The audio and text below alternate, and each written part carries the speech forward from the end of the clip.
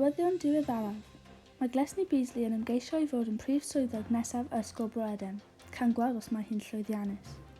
Fel prif swyddog, bydd Glesni yn cynrychioli disgyblion Bro Edern trwy rando ar eu syniadau a chodi nhw efo athrawon Bro Edern. Mae Glesni eisiau gweithio ynghyd â'r disgyblion i wneud Bro Edern yn ysgol well byth. Bydd Glesni yn wneud llais y disgyblion yn hollol glir i bawb cael glywed. Dyma mwy gan Glesni. Fi yw Glesni Beasley. Roedd wedi profiadu 6 blwyddyn arbennig ym Bro Edern efo cyfleoedd ddiwedd, felly roedd eisiau helpu chi i gael yr un profiad. Roedd eisiau bod yn prif swyddog mwyn rhoi nôl i ddisgyblion ac athrawon Bro Edern. Dyma beth byddaf fi'n wneud fel prif swyddog.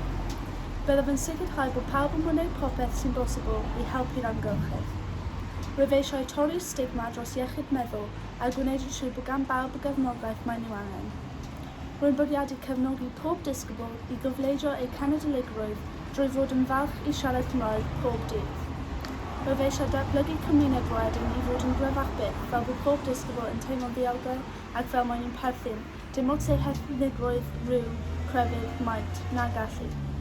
Yn olaf, byddaf yn helpu codi ymwybyddiaeth am faterion gyfoes fel hiliaeth a praid a trefnu digwyddiadau i ddathlu a dysgu am y materion pwysig yma. Diolch yn fawr. Diolch am wrando a pleidleisiwch dros Glesni.